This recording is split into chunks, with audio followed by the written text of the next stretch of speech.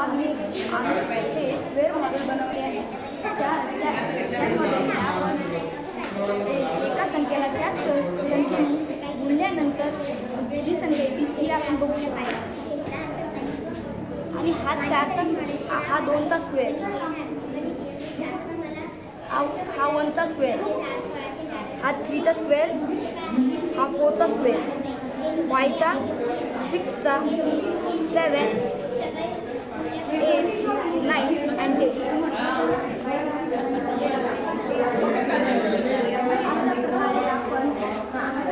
अशा प्रकारे आपण कुठच्याही संख्येने मॉडेल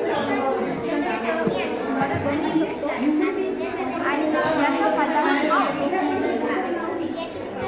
गणितीय खेळातून, या खेळातून गणितीय रुची वाढते.